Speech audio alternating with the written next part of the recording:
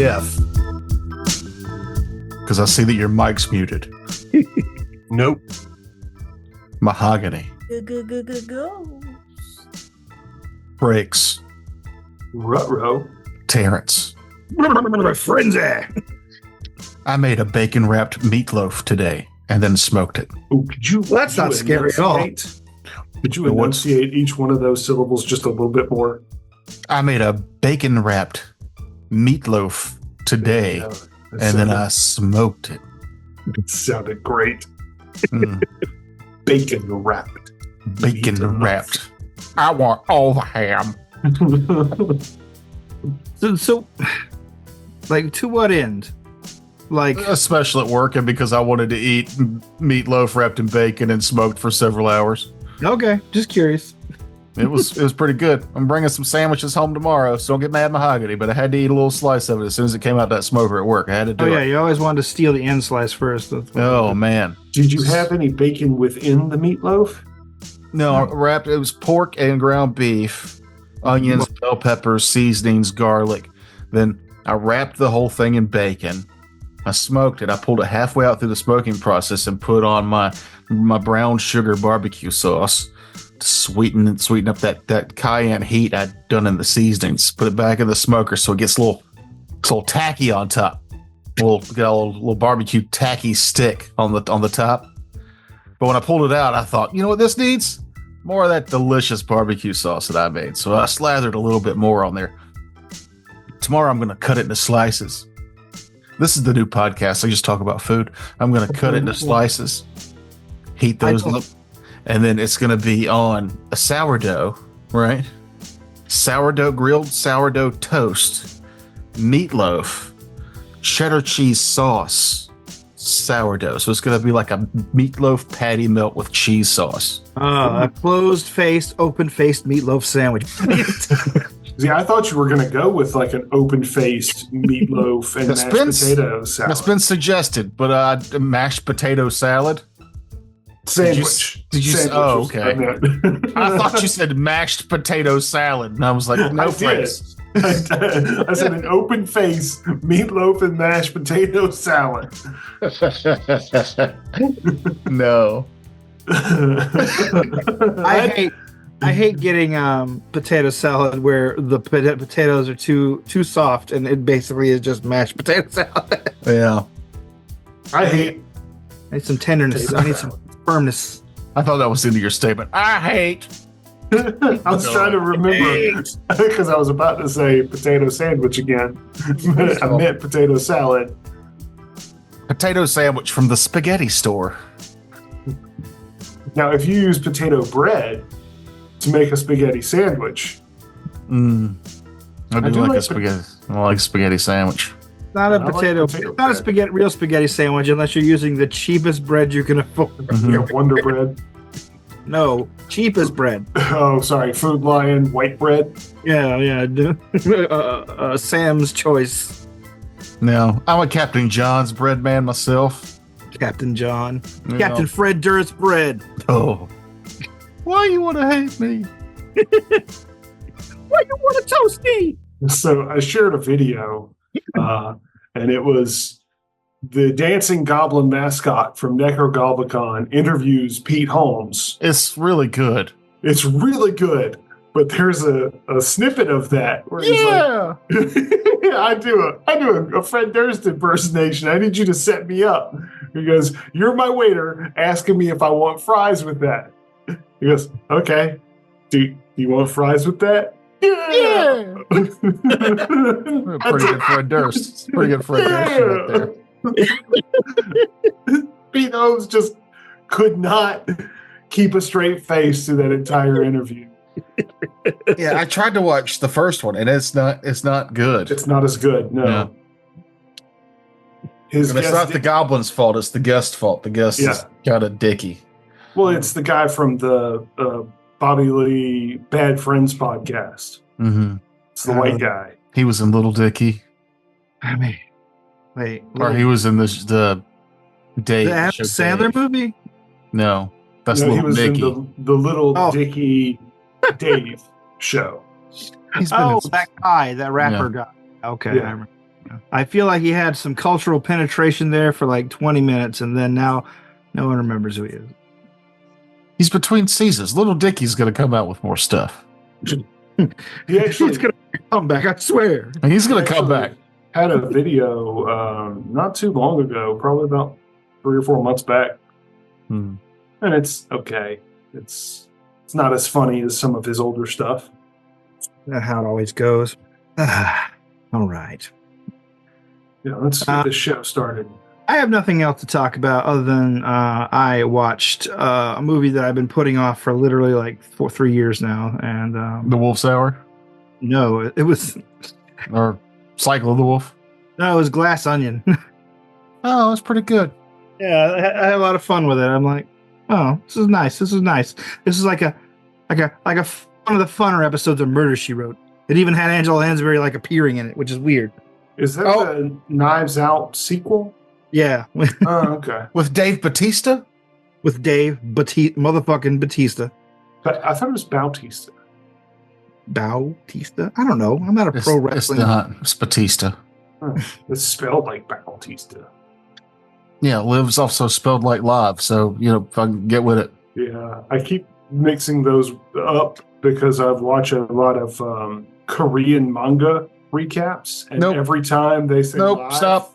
Live, get them backwards. Stop it. It's enough. Nope, not doing it.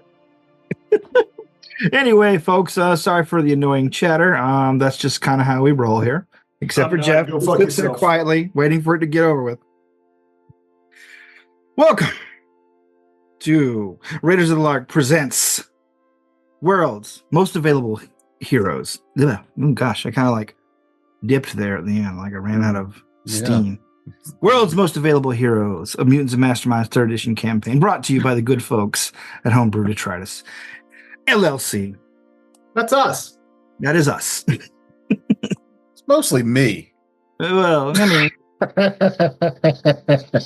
yeah, I'm definitely in the first. It'd just be a story time podcast if it was just you, as opposed to like my games, which is basically a story time podcast with people interjecting lame jokes. Yeah, I edit these. I see who talks the most. Well, I'm the GM, so Yeah, I gotta fill the blank space where you guys are just like fucking picking your nose or whatever. Or you've got to just continue talking while we're trying to make the story happen, but it's like you playing with dolls by yourself a couple of times when it's your NPCs interacting, which is fine. I don't mind. You're gonna love this episode. This episode, you guys get to tell me what you have been doing for the last 3 or 4 months. And when we last left off, you had rescued a young man trapped in a computerized simulation, and basically helped him escape from that computer into a robotic shell. One young Billy Davis. What exactly have you guys been up to with young Billy these last few months? As I am moving the timeline ahead a little bit to the spooky season. At the beginning of summer, you guys rescue a small, basically an 11-year-old boy who now has a fairly powerful robotic body. I got something. Go ahead, Cybersquatch. Cybersquatch will use as much time as necessary to help this young boy come to grips with having a cybernetic body as opposed to a flesh and blood that he's accustomed to. So, if he needs, any of his weapon systems checked, Cybersquatch will be his Sherpa of cybernetics. All right. And also, if there's any, street level crime, Cybersquatch would just show up and put an end to it. Okay. But mostly focusing his time on Billy Davis. Trying to help the young boy come to grips with himself and, take him for walks through the woods with our... Not Gina Davis. What is her name? Our mechanic lady? Helen? Oh, Rena. Rena. Wow. Cybersquatch is real bad with names, y'all. You still got the meatware getting in the way of the efficient stuff. Your help is welcome by Billy. He is at first slow to open up to you and Rena because he doesn't. It took him several days, basically in isolation, to kind of come around to his situation. And but eventually, as he comes out of his shell, you two basically take the lead in his adaptation to his new form. How about you, Cosmic Knight? How do you react/interact with young Billy here? I probably don't much,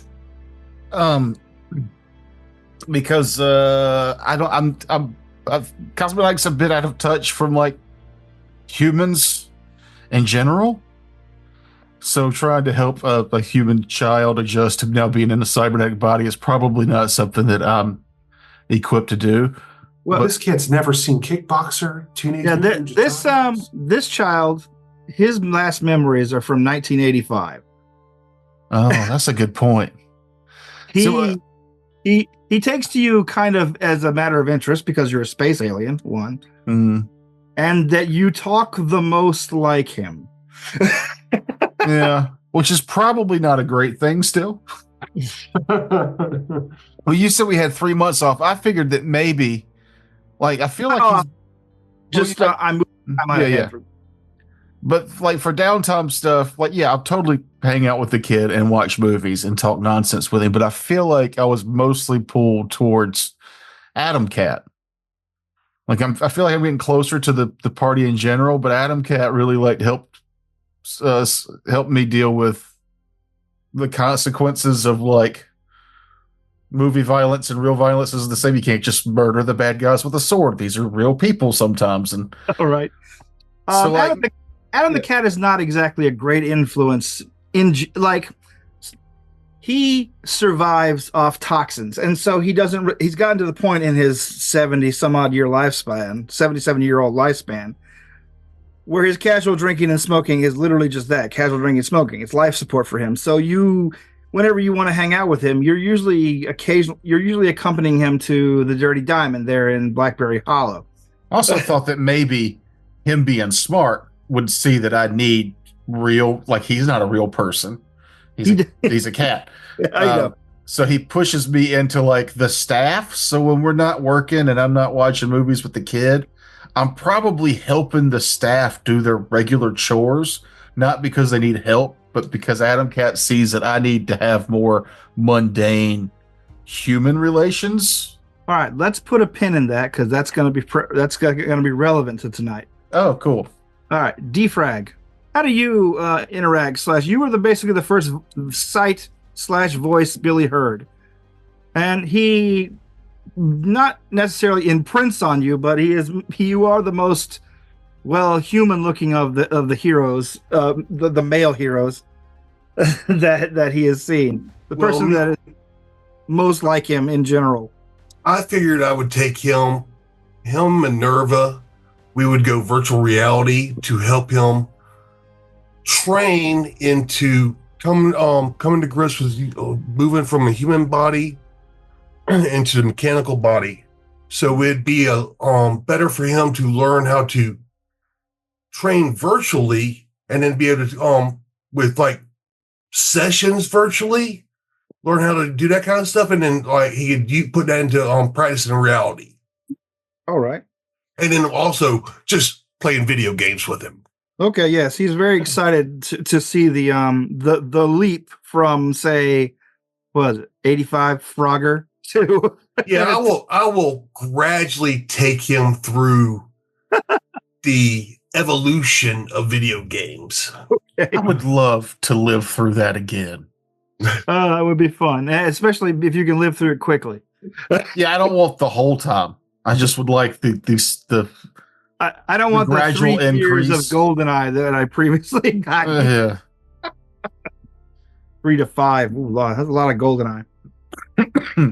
But like that PlayStation 1 to PlayStation 2 jump, I feel like video game systems back then, like there was a significant, like from Nintendo was 8-bit to Super Nintendo, it was 16. It was like it's double the bits. Look at all this extra color. Look at these bits. And then it was like Nintendo 64 was more, but then PlayStation was the CD. So it was like these cool like innovations. My PlayStation 4 to PlayStation 5 I didn't care. I just needed to be able to play the I just newer needed to games. play the next game that I wanted to play. Yeah, it doesn't look that much better than the last game I played. I bought a Xbox so I could play Bethesda games. That was my big decision maker. Yeah. Sorry, but yeah, that would be cool. All right. How about you, Bubblegum? Bubblegum, are you doing like the rest of the boys and kind of taking Billy under your wing in any way, or what is your stance on all this? I think it started out for Bubblegum as like amusement when she would get stoned and ask the kid to tell her stories and stuff. Okay. But then she started sort of directing him towards arts, and like they hang out and do artsy stuff together because Yeah, he did like to draw. Yeah. I also kind of had this mental image of you designing clothes for the robot body. So we've got a little robot boy with super trendy fashion. Actually, he does come to you in private and says, I've got all these like abilities and I'd like to maybe do some work on the team every now and then. I'd love to get a super suit or something. I know I don't really look like my old self and I don't really have a secret identity. Just spray paint his chassis. Yeah, she'll hook him up. As a robot goes, he is from a distance largely human looking. Like he's got hair and he's got like so largely human colored skin, but up close you can tell that he's pretty artificial looking despite the relative advancement of his chassis. In private, Cyber Squatch Rena tells you that this thing that you guys put him in, I don't know where it came from. It is advanced. Like the visual portion it's like it's purposefully retro. It looks like Commander Data from fucking Star Trek, but he's got she brings up schematics down in the workshop and she says this kid's got protocols built in for nanites to rewrite a growth cycle for him. Like this robot body is going to get more powerful and larger. It just seems to be on a normal person timeline. It also looks like it has protocols to get more realistic, she says with a kind of grimace. So he's looking like Astro Boy right now, or more like Mega Man. Like I said, he's got like a Commander Data from Star Trek kind of like vibe to his look. Like he's basically basically a boy with artificial skin and like he's a robot. Okay, so he doesn't look at all like you said he looked artificial up close, but he looks like a Pathfinder android. Kinda, yeah. I'd say that. Yeah, or like Commander Data. Just go with that. I'm trying to picture it, but all I can see is Brent Spiner as a child, and I don't like it. Yeah. But that's what it is. That's exactly what it is. Old man head, tiny boy body, Data with a little body. It's Data with a tiny body. Oh, at any rate. So time goes forward. You guys do like some the summer is pretty light as far as Adam the Cat is concerned. You guys aren't hit with any major villains. And this summer has been a wild one for natural disasters. So that's largely what the team has been dispatched to do, rescues. Can we circle back real quick to the nanobot growth situation between Sasquatch and Rena? Sure, yeah. So he has an aging protocol. Mm-hmm. And a growth protocol. Does that mean someone's going to have to teach this boy about puberty, or is that? I don't know if anyone's going to teach him, but he's going to get one. So he's actually going to go through those hormone changes in his. I don't know about the hormonal changes, but the physical changes are primed and ready to go. He is still a person in there, and this robot body is definitely trying to emulate that the best it can. He probably won't have like the same kind of strong emotional experiences that everyone has. Like he's operating off mainly memories of being a human. Like you can see that he watches you guys eat still and wants to do it, and you can see that he wants to do things that normal people would enjoy. Like he asked me if to go for a swim the other day, and I thought I'd humor him, but we went outside. He sank straight to the bottom. And see, that's where I will come in play with the virtual reality. I can give him access to those kind of sensations and new memories of doing that kind of stuff. I'm slightly concerned. Does his what are we looking at? A positronic brain?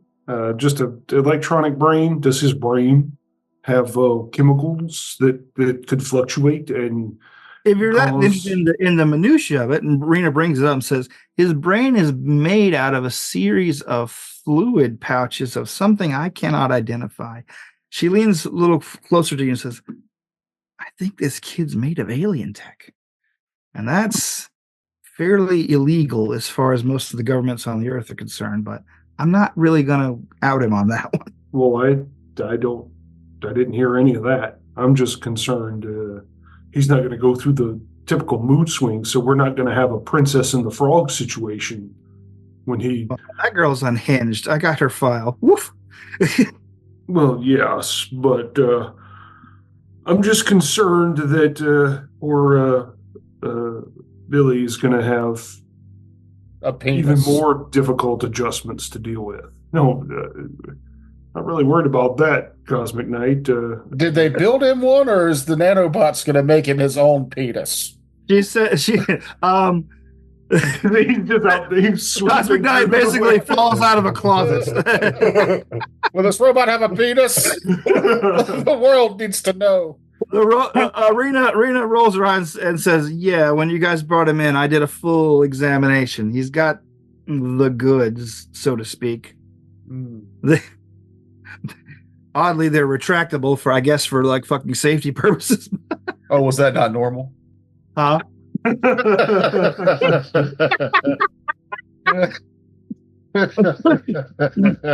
Oh. Wait, so if he's going to go through puberty, is this android going to have the ability to reproduce? I'm trying not to be too gross or graphic here, but are we dealing with an entirely new life form, a species or something? Is it that advanced? As far as I can tell, it's just a high-tech simulation of a human. I don't think you can make that kind of stuff. So not quite vision level android. Why does everyone's references come from comic books?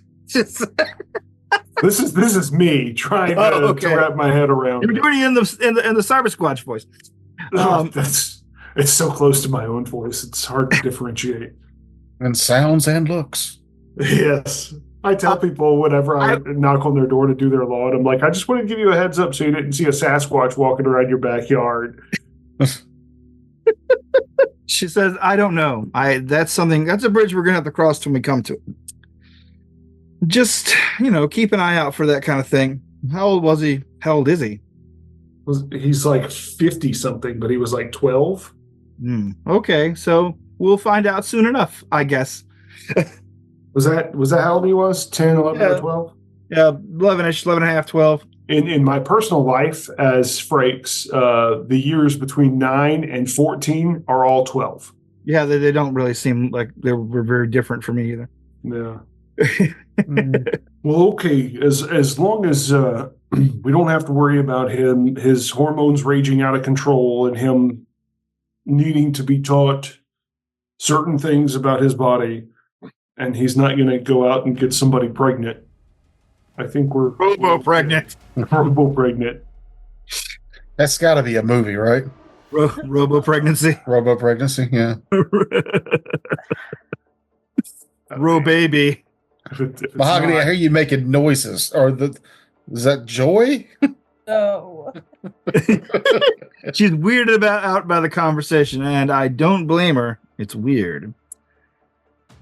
At any rate, the summer elapses into fall, and Cosmic Knight, your encouragement from Adam the Cat. Adam the Cat, incidentally, the only person who was recognized by Billy when he got back, when you guys brought him back to the mansion, because Adam the Cat's cartoon was still in syndication in the 80s.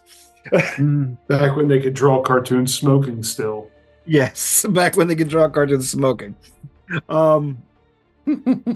Barney Rubble asking Fred Flintstone for a cool Winston cigarette. Ooh. Yeah. Hey, Fred, how about one of those cool Winston cigarettes? 9 out of 10 doctors agree. It's the healthiest. You've been like farmed out to the person you find. I'd say probably most amenable to your help is the groundskeeper, Pete. Pete Lincoln. Yes. Yeah. Who on the grounds, well out of sight. He says, "You don't look like a narc man, so I'm just gonna take you to my shed where he's got a bunch of grow lights and things going." But is the person that you find most standoffish in general is Mrs. Healy, as she has been with almost the entire superhero team. She does what she's asked. She cooks what you want. It's always pretty delicious. However, she is sort of a dour-faced Appalachian woman. I think because of this discovery that the things that he grows affects me just like it does everybody else, probably forced me to spend more time with Mrs. Healy and the adventures of satiating the munchies. So yeah, you see Mrs. Healy a lot, despite her displeasure at seeing you, except for one day in mid-October, where she you see her kind of perpetual frown kind of ratchet itself up into not a smile, but a more neutral position when she sees you. You there, alien? Yes, Mrs. Healy. I need you to have a word with Adam. Okay. He is being really unreasonable. Like back when I still didn't wear clothes around the house. I've changed now. I wear clothes now. Right. I guess. No, it's nothing like that, actually. Oh. He has told us that we cannot have the annual fall event here that we've been having here for years. What's the event? She sighs and says, "Finally, someone who'll listen." The museum, hey, I'll listen better with brownies.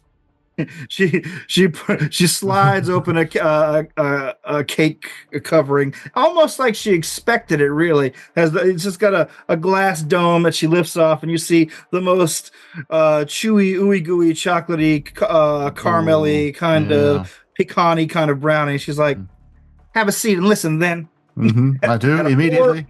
At a poor woman's calamity.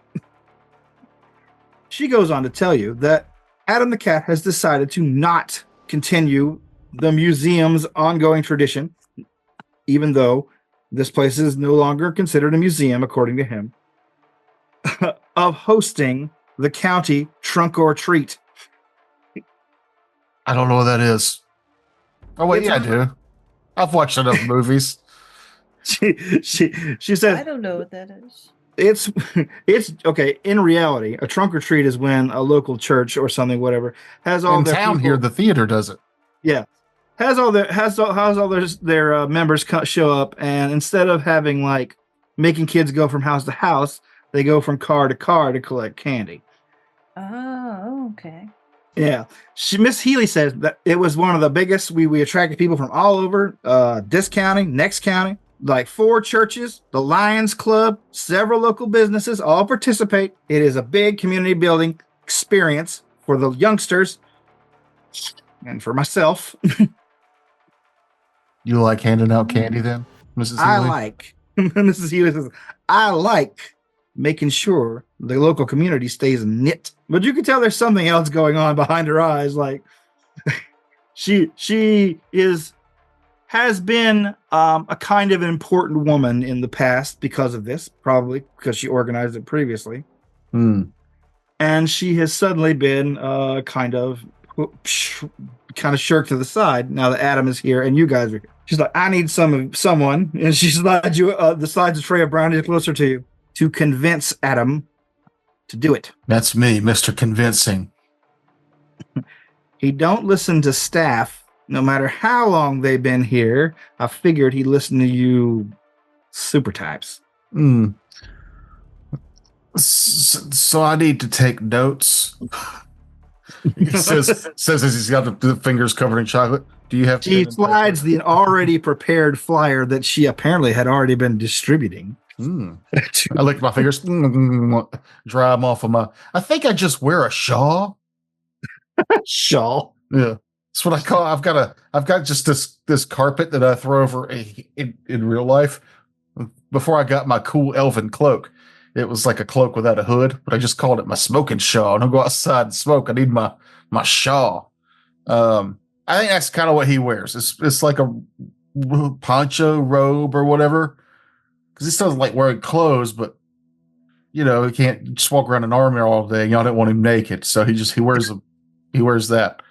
So I wipe my fingers off on my shawl, and then I'll take the flyer. What's it look like?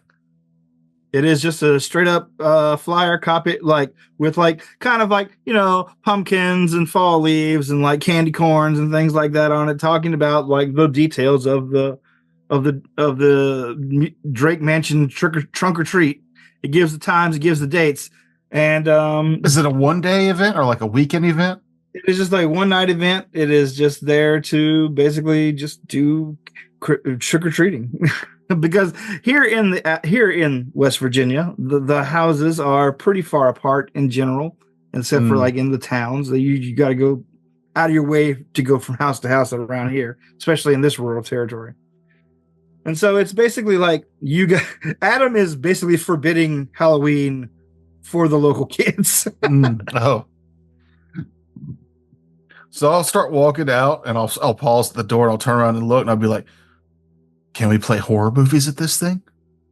She says, "Yeah, and I've already talked to the Dirty Diamond owner. We can arrange a beer tent, despite my original objections."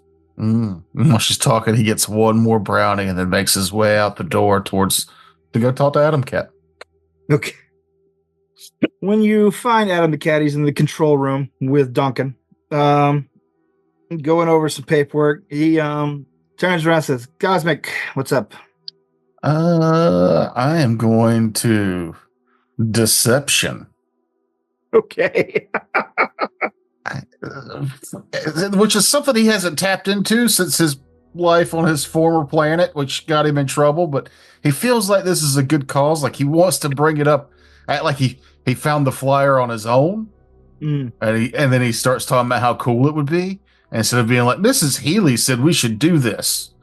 Yeah. And I feel like this is months of him spending time with her to know that she wants him to change his mind, but she probably doesn't want him to know that she's the one pushing for it. Probably not. And booyah. All right, with my +6, that gives me an 11. You never really seen a cat raise his eyebrow before, but I'm stoned. It didn't come out right. He says, "Oh, is that right? You're very excited for this event." Yeah, I found this flyer in the kitchen when I was getting these delicious brownies. The kitchen, huh? Totally empty kitchen. All right. Well, just leave the flyer and... If you mention that to Cyber Squatch, he would be absolutely down for that. Fucking love Harvest Festival shit. The Adam kind of like takes the flyer from you and says, "Well, I'll think about it. I don't know. You go out there and you do whatever the hell it is you do during the day, and maybe we'll talk it over back at the Diamond, huh?" I'll go ahead and tell the team that it's happening as I walk out the door. Slam. All right. Cut to Cosmic Knight and Cyber Squatch. What's up, Bilquist? Hey, remembered my real name. Well, yeah. I cry a little. Teammates, man. Is Cyber Squatch your real name? It's the only name I know of.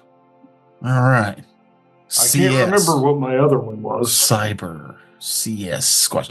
Festivals, man.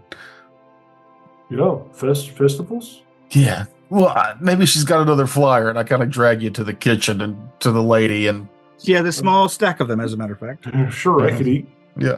Each of them on different color copy paper: orange, yellow, purple, orange, Brown. purple, green, brown. Yeah. I slot I him can't a, really read this a- brown one. I slot him a flyer and go, "Oh, brownies! I haven't had these yet," and I eat one. What's this? That time I got a 13 on the deception. I trust you. I'm not even looking for Yeah. lies. Ooh, Halloween. Well, that would be fun. Where's Miss Healy? Where'd she get these? She made them, I think. You can actually hear Miss Healy further into like the kitchen proper, where she's yelling at her daughters as usual. I'm just gonna take one of these and one of these, and I grab a brownie. I don't really want to deal with that woman right now. She yelled at me when we first met. Did you know that? I assumed it. Safe assumption. Mm. I haven't heard anything about this. Does Adam know about this? I mean, we need to do No. some decorations. Go talk to him. Go talk to him about it. What about Bubblegum and Defrag? Are they? I'll go let him know. You go talk to Adam Cat. Yeah, I didn't yeah. send you. All right. Let's do Cyber Squatch and Bubblegum. Cyber Squatch and Bubblegum. I'm sorry, Cosmic Knight and Bubblegum. I was just handing her a flyer and being like, "You should ask Adam Cat if this could happen." How far away from the date of the trunk or treat are we? About 2 weeks, or about a week and a half. Like, she was expecting this to go off, and you're guessing had previously already been advertising before Adam gave it the kibosh. And we have 0 decorations up. There are some like general like fall oriented decorations. Like Mrs. Healy has been putting out, fall kind of Dude, we've got a defrag. You remember? place I know, settings, I know. Concert happened.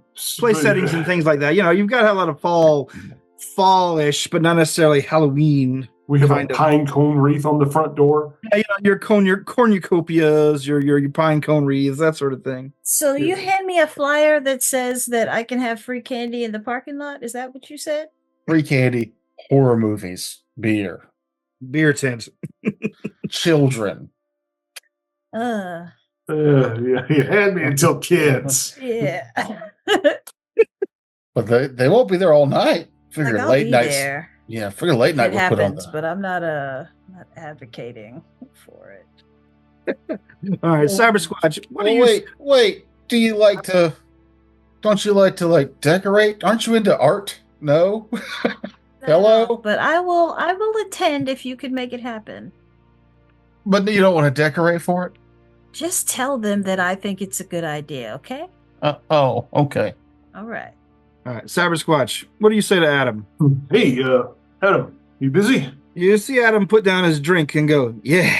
He turns around. What can I do for you, buddy? We'll be real quick. I'll hold up the flyer. We've only got 2 weeks before this happens.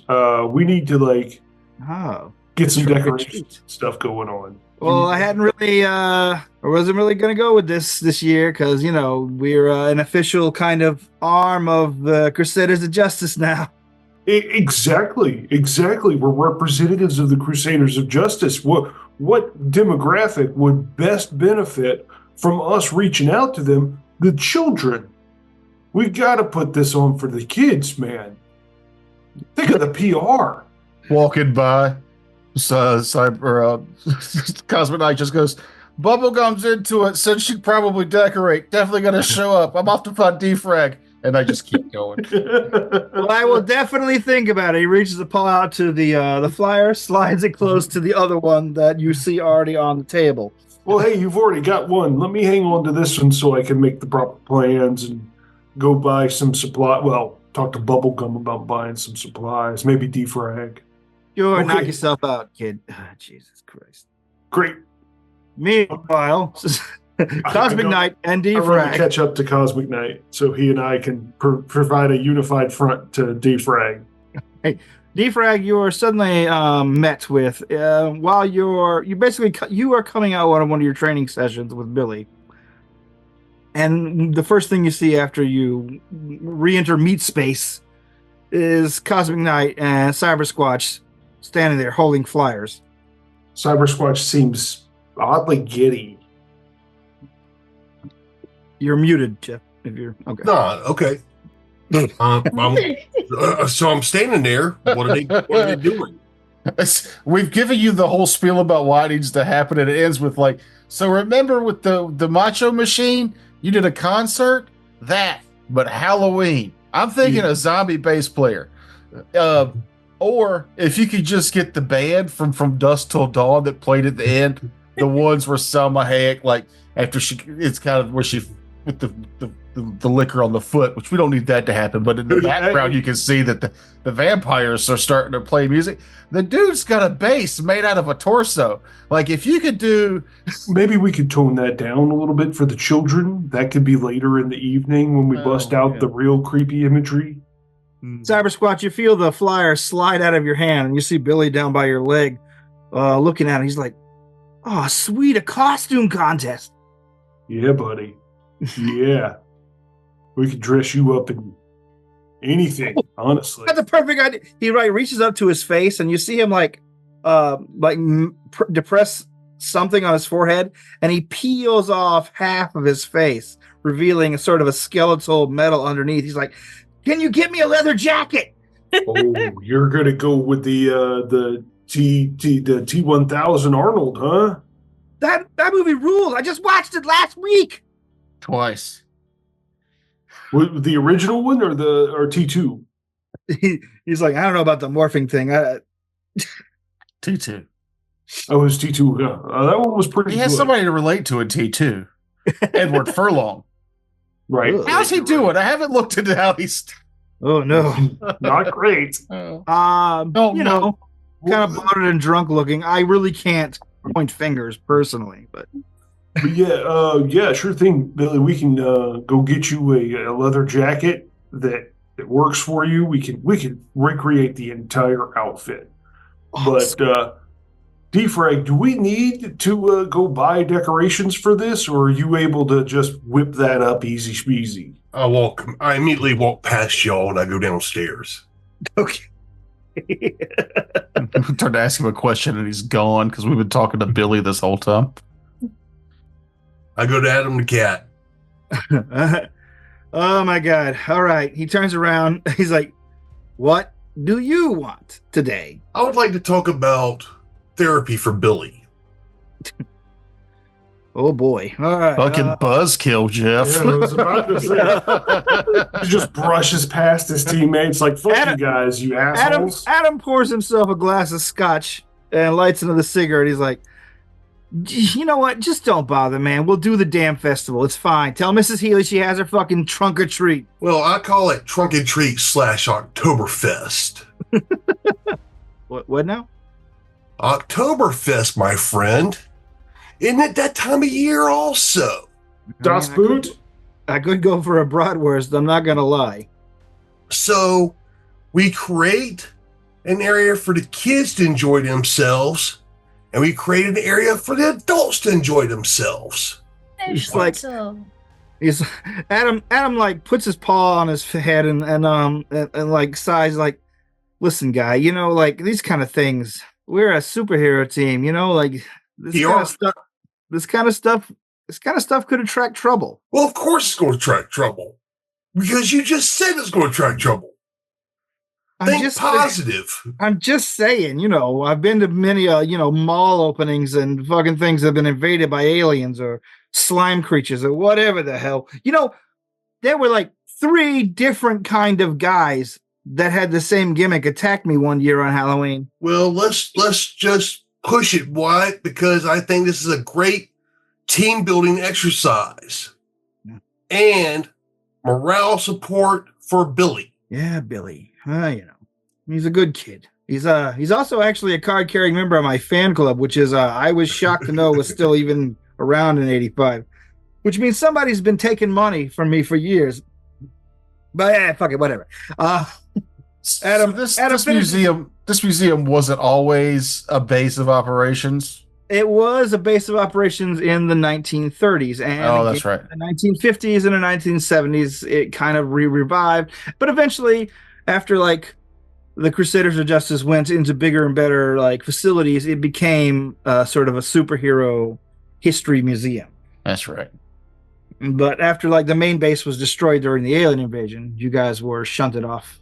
But it's been people still just know it as a museum. They don't know it outside of. Yeah, the locals call it the Drake Mansion. They know it was a museum, and they've been treating it that way for years. I don't think, we're not advertising that there's a base here. I think not doing it would advertise that there's a base here now. We have to keep Why do you show up in the doorway every time I'm talking with some? Sorry.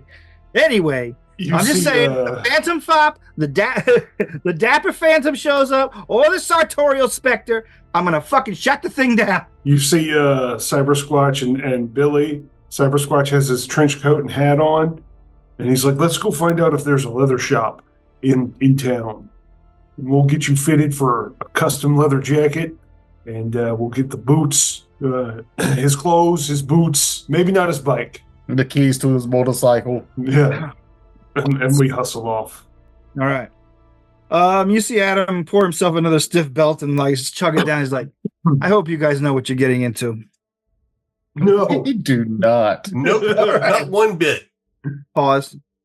I gotta pee. I'll be right back. We're just excited. And we're back. Okay.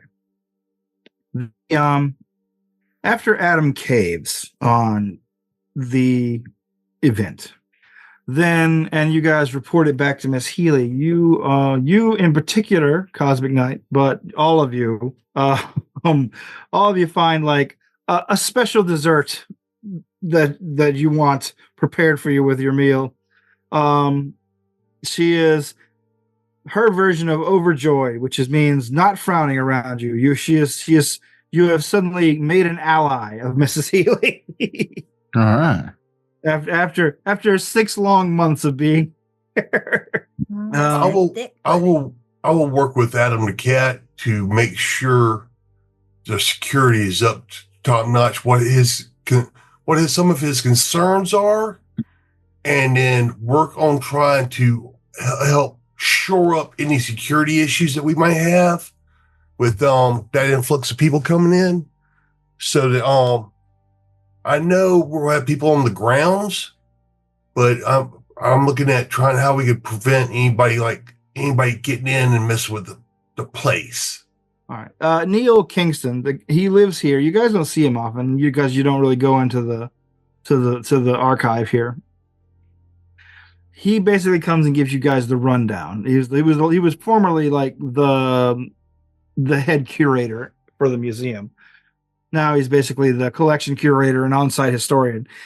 But he says, yeah, we've done this event a bunch of times. It's been very popular. I think it might actually be more popular this year now that we have actual superheroes in residence.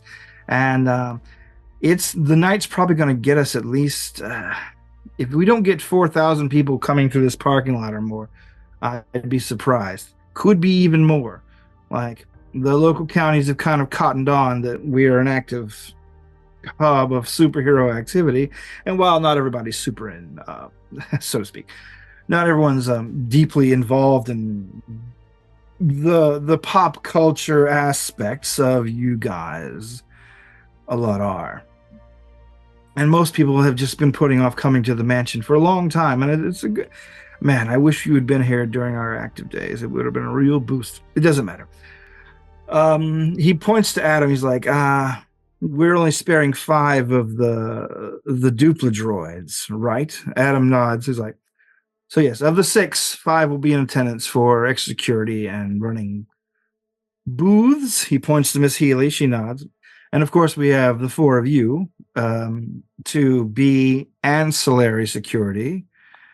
I think we'll be okay. Like, we didn't really have a whole lot of problems other than occasionally a few people from different churches who don't like each other for various personal reasons might come in contact with each other and maybe get into a shouting match or a fist fight, but that is just local politics. It's sky pie. No, it's sky cake. You stole that recipe from my mama. She's my mama too. I will bring Minerva in and have her work with about trying to come up with the designs and stuff for the decorations and stuff. The only person that's still kind of on the outs about it is actually Pete, who is usually a pretty mellow guy, but he's like, the grounds are usually destroyed by this event. The grass is fucked up entirely by all the cars. The kids leave garbage everywhere. I have found 3 different passed out people in the hedge maze. Everyone kind of just ignores. I got you, Pete. I'll help Pete. He's like, he's the guy who's not good at helping. It's just like, oh boy.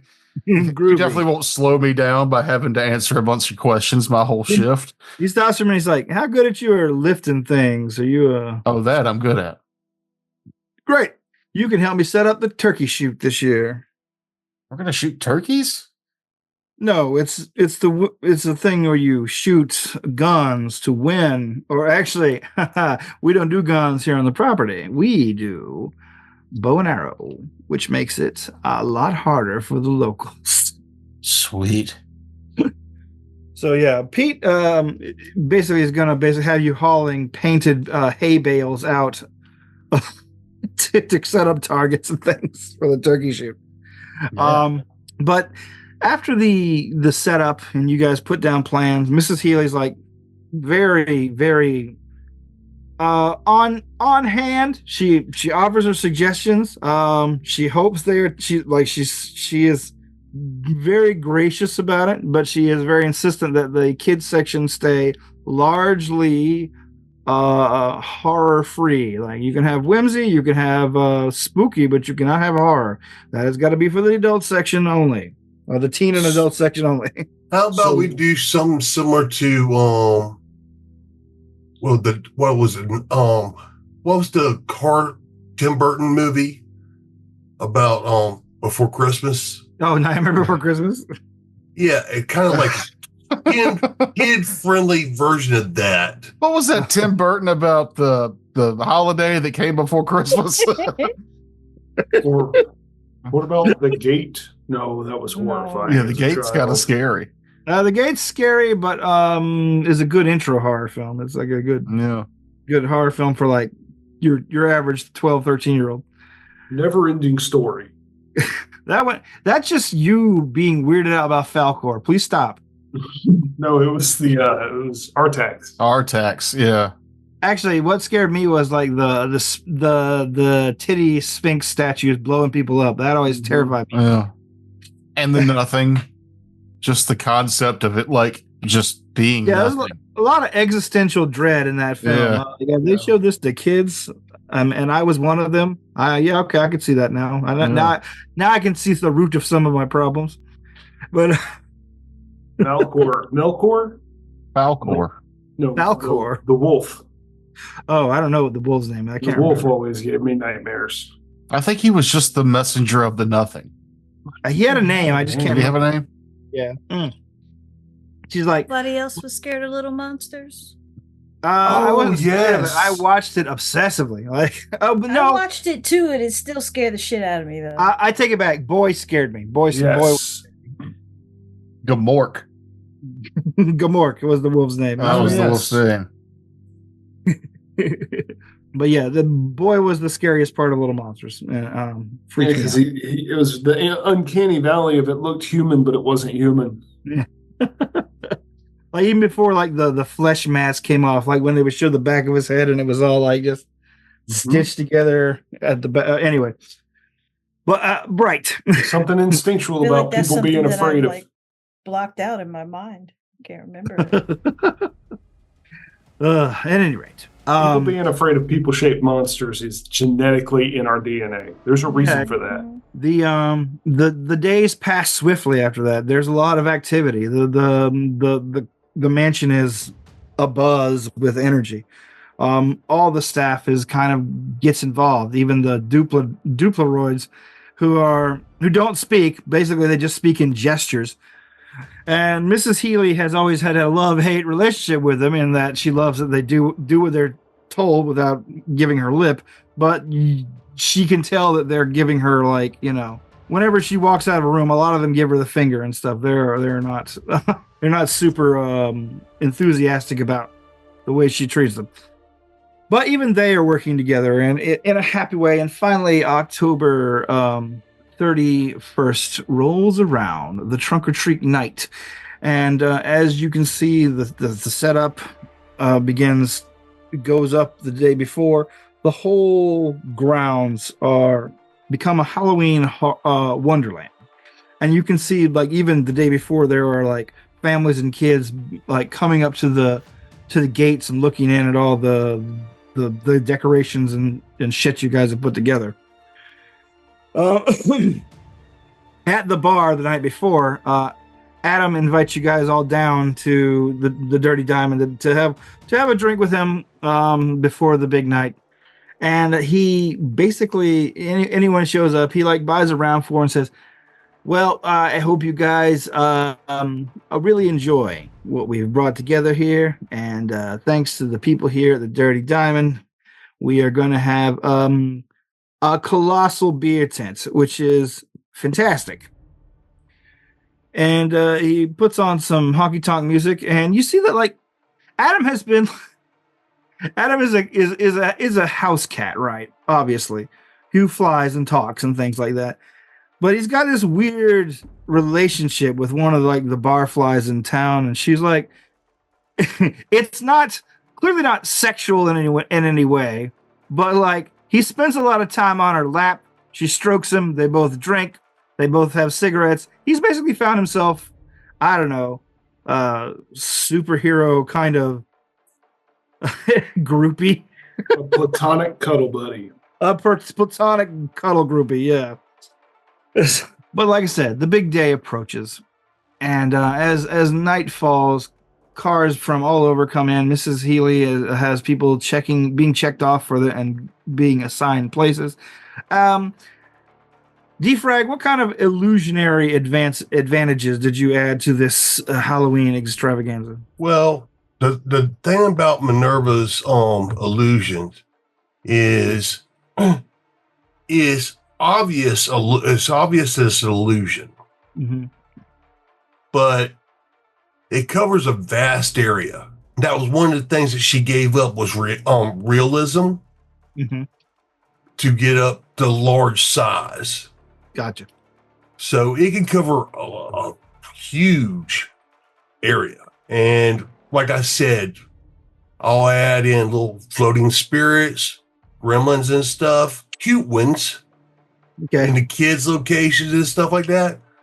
But I will be pushing the less bloody aspects of Halloween, the more kid-friendly fun ones, and just make it a lot more fun. All right. Let's see.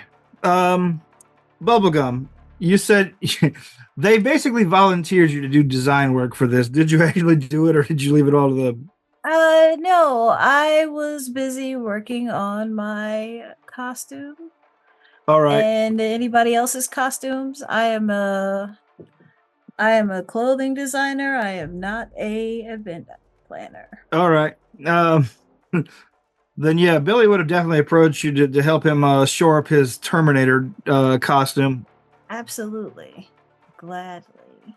Adam tells you that he would like if you can, like, give him the full black cat treatment, he would like a purple cape for the evening. That way he could be a Catula or something. No problemo. Shake and bake and I help. We could paint a skeleton on your fur with some of that glow-in-the-dark spray paint. Nah, I can do that on my own. And he just sort of concentrates, and you see what is that picture that you just posted? his bones kind of glow from within. Definitely be Menina da Bota. Okay. And the event goes off as night falls, and you hear the sounds of kids and parents going from, like, car to car, trick-or-treating and whatnot. You can hear the sounds of adults in the adult area having a good time with various games. You can hear the sounds of arrows being loosed in the turkey shoot area, and a lot of people like cursing and fucking jeering at each other, and jeering at Pete for putting the damn target so far away. The first oddity happens of the night happens just after dark as one of the hay bales explodes at the turkey shoot. And when you arrive, you find that would be you, Cosmic. You find Billy, who has kind of befriended some of the local kids. Apparently he had basically taken it upon himself to try and win a turkey to try to impress them, but he basically used one of his internal weapons No. to kind of impress the local boys, and they are impressed, of course. But now that they have a good look at him, they're like, "Holy shit, you're a robot!" He's like, kinda, mostly, but I'm a robot hero. Like, who you saved? And then you see Pete running out there with like a fire extinguisher, like, God, Jesus! I'll fly down next to them and remove my helmet and go, I'm an alien, and he saved me. Third dice roll, 12 on a lie. Well, they're kids. It's children. Lying to kids is super easy. They still fucking believe in Santa Claus and shit. It looks like most of the boys buy it. One of the kids looks kind of skeptical about it, but he doesn't say much as the other kids are like, "Whoa, you saved this alien?" One of them says, Sure did. "My dad says aliens aren't not to be allowed in the country. You should be sent back to wherever you come from." Oh, I figured 5 years from now. This takes place 5 years from now, 6 years from now. Yeah, I figured all that would be over with 6 years from now. Oh, did you? In Appalachia? Yeah. He's not that kind of alien, dummy. Yes, he is a dummy. Everybody boo the racist kid. Boo. Boo. And he runs away crying. You see Pete walk up to us. All right, boy, I can't give you a prize for that. You blew up the whole target. We can't tell where you hit. Get out of here, all of you. You're not even on the right side. Go on back to the kids section. We all giggle and run away together. All right, those of you keeping watch, give me perception checks. Well, as Manita de Bota, I don't blink, so my eyes are super open. And dry. Very dry. Your eyes are so dry. I forgot to open Hero Lab. What did you get, Cyber Squatch? 22. All right. Cyber Squatch is 8. keeping an eye out. I heard some noises come from Jeff, but Yeah. I had my character open, but I did not have my dice roller out. oh. That was the frantic sounds of a nerd looking for dice. Oh. 29 is what I got. 29. All right. And Cyber Squatch. Cosmic Knight. Why am I getting you two guys mixed up to get? I didn't figure I was allowed to roll since I was giddy with children. Well, you're running around, so you have a chance. I've rolled a 5, a 6, and a 7 for all of my bluffs. Natural 20. All for right. my perception. Which Okay, gives me then. a 25. Well, everyone is like going about enjoying themselves, having a fun time at the party and the trunk or treat and whatever. You, Cosmic Knight, and Bubblegum basically find yourselves standing in the middle of the procession, the two lines of cars that basically make up the main body of the trunk or treat, and you both notice a something odd and then upsetting. The odd thing you notice that there is. Hold on, let me get my notes. Come back. There you go. There's a Jaguar Mark II, glossy jet black with blackout windows amongst the cars here at the trunk or treat of, mostly pickups and sedans and things like that, and regular ass car sedans. This one looks like it's maybe from the late 50s, or from the mid 60s. The upsetting thing you see is standing next to it, a figure in old-timey clothing, a black cloak, black outfit, whose high collar comes up to its top hat, and you can see a pair of glowing eyes underneath. A figure you both easily identify. Oh. The man who sent you to hell via a portal, Dr. Haunt. Oh, how appropriate. I forgot about him. Mhm. I Wait, remember he he was kind of feeds. creepy, yeah. Yeah, he Creepster? feeds on like misery and violence and shit, right? Mm.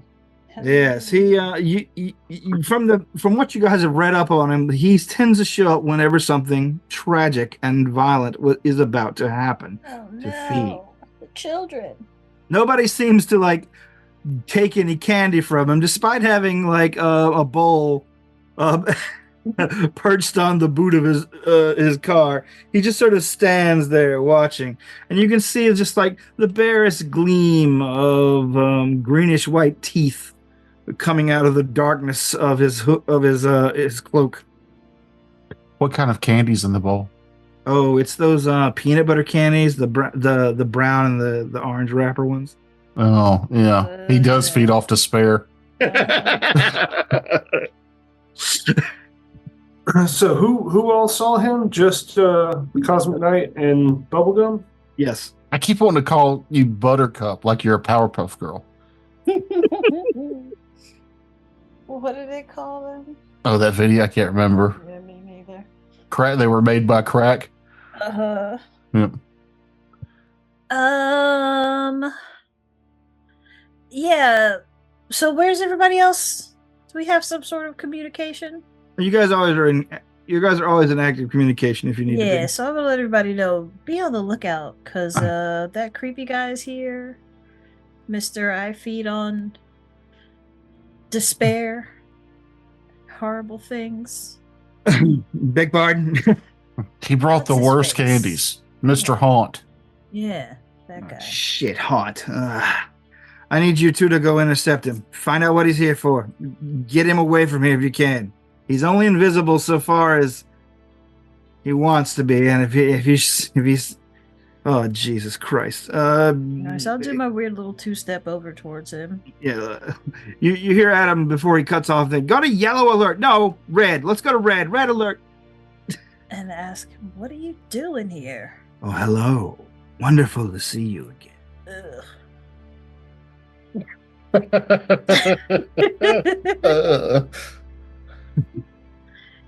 Again, what are you doing here?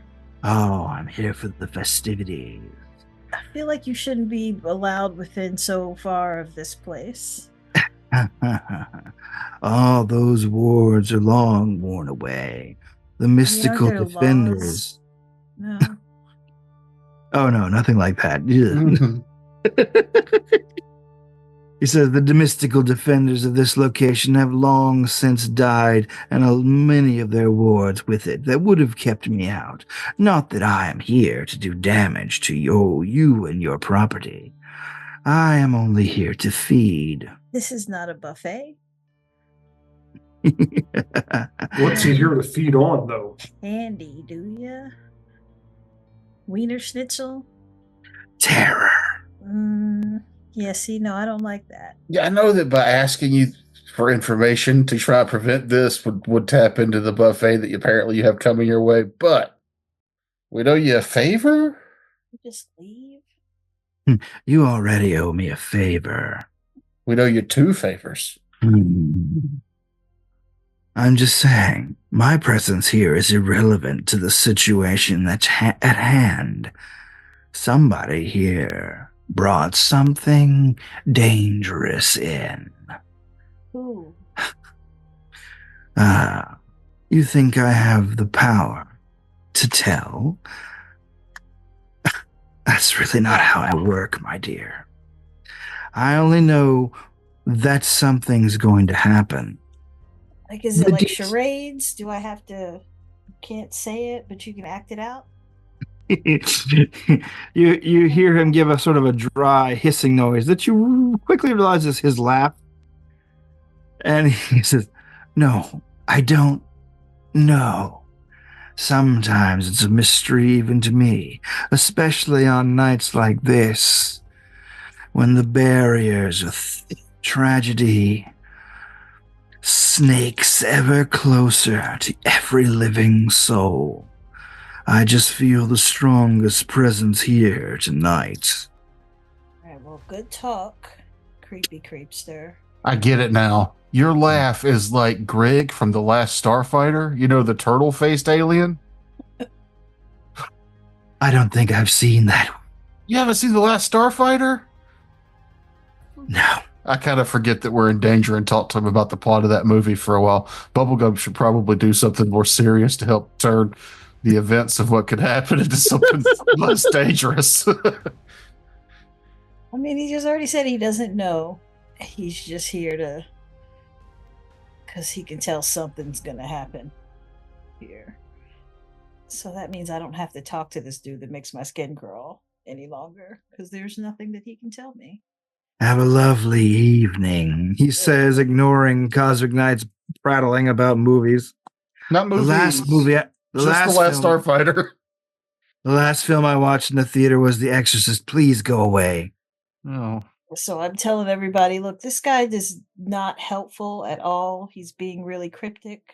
I don't That's know sort if of he his actually MO. knows anything or not, but I think it's better for you guys to be on the lookout. What's is something odd? Yeah, I he know said it's Halloween. Everything looks weird, but somebody- what's weirder? Brought something in. Yeah. That's like the only clue. Cyber Squatch would like to go to the side of the house that is not visible by everybody and jet boot up to the top of the roof and scan Okay. the area. All right, you leap to the top. My UV vision, my night vision, go through the whole cycle of visual spectrums to see if I can find something that would bring terror.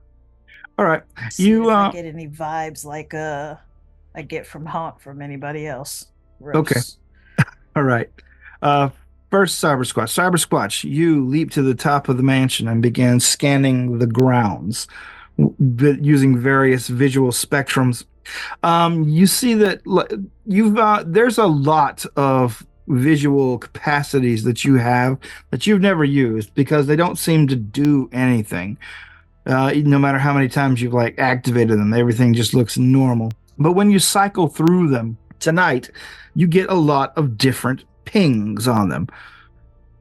Like some of them reveal every living creature as sort of a bluish color. Some of them reveal sort of a web of ropey red tendrils, basically covering the entirety of reality. Some of them, as you flip through them, excuse me,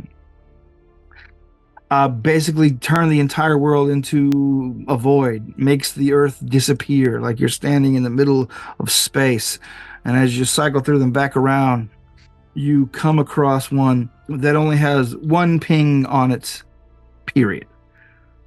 Something over near the apple bobbing tanks. I have contact on the apple bobbing tanks. It's always the fruit. I draw my sword and charge. Bubblegum, you walk around trying to get that same eerie feeling, and you feel the hairs in the back of your neck and your arms kind of like prickle up as you get into the area where the kids' games are being played. Just as Cyber Squatch lets you know something's wrong at the apple bobbing tents or apple bobbing area. Do my little two-step into that direction. Who else is heading that way? I'll go that way. All right. Yeah, I mean, when he says something, That was the main hit that I saw, right? You saw a lot of different things, and you realize like your visual functions have some sort of like ancillary effect. Like there's some sort of part of your makeup that can detect mystical signatures, but only on certain days. The one that you feel most strongly toward is the lone ping you get today on the grounds near the apple bobbing area. And as you and Bubblegum show up, and who else? Be going that way. All right. Same. Yeah. As you all kind of converge in the area and begin looking over like the numerous kids gathering around playing games, you see there's a like a dunking tank where your comms guy Duncan is basically just sitting there in a clown costume, and when he sees you, he gives you a friendly wave. But as you guys are scanning the crowd, give me perception checks. Again, I don't blink. Natural 20. So that's 31. 19. All right, I'm gonna give 34. Okay, I'm gonna give it 12. to the two of you, Defrag and Bubblegum. As you guys are looking around at all the happy kids doing crazy happy kid things in their costumes and getting their candy and doing their games, you notice an outlier in the line toward the apple bobbing tanks or apple bobbing bit. What do you call this? Apple bobbing barrels are see their tub. The tubs, yeah, the metal tubs. That's what we always used. In the line amongst the kids, there is a figure that is about the size of maybe a 6-year-old or a 7-year-old, but with a hunched posture, long arms, green skin, long ears, very upsettingly wide mouth that looks far too mobile to be a mask. Just waiting in line, and it squats down for a moment and reaches in front of it with its long arms and ties the little girl's shoelaces in front of her together. And as she steps forward, she stands up, she falls forward and begins crying, and the creature steps forward again over her and gets in line and pays a ticket to the lady at the booth. It doesn't seem to notice anything wrong and just jams its head down into the bucket. Oh no, we catch it. Yeah, Bubblegum wasn't trying to tackle him. Okay, Yeah. you're gonna. I got a 15-foot reach. We are not letting a gremlin put his head in the apple bobbing bucket. Are you kidding me? All right. As he's going down to put his head in the bucket, you guys basically jump him. Roll initiative. Aw, Hey, only an 8 on the die. Where's my initiative? 23. Actually, 20. let's hold that initiative for next time. I know some of you guys got to get up early, so be sure to hit us up for part 2 of our Halloween extravaganza. This issue, number 13, is called Trunk or Treat. Does anybody want to do a cover for it? Yeah. I didn't mean that me, but somebody does. Hold on, let me write. Let me no, Trunk or Treat. I mean, just menina de bota in a pile of candy, smiling. Okay. All right. I pictured earlier the depressed, like just exasperated Adam the cat, and like a room full of us, like giddy. But in particular, I figured one of us would be holding one of those flyers, but that's where we would see Bubblegum's character is like the flyer, the Halloween flyer. She would be on the flyer. That looks fun too. Yeah, maybe Defrag and Cyber Squatch like having their different like emotes, and then just walking casually in the background is me going, don't fool. Bubblegum said she'd do it. Just lying. Or a bunch of us ready to pounce, and what our target of our, attack is just a bunch of children bobbing for apples. Like Yes. Context. Yes. All right. Maybe with Mr. Haunt in the background holding his candy. All right. It's terrible candy. Okay, well, thank you for that, and thanks everyone for listening. Stay tuned next time as we get deeper into the horror and action on World's Most Available Heroes. Good night. It took me a second to think of the gremlins and water situation because it's not Christmas. Gremlins are a Christmas monster. I thought you were describing a ghoulie until it tied her shoes.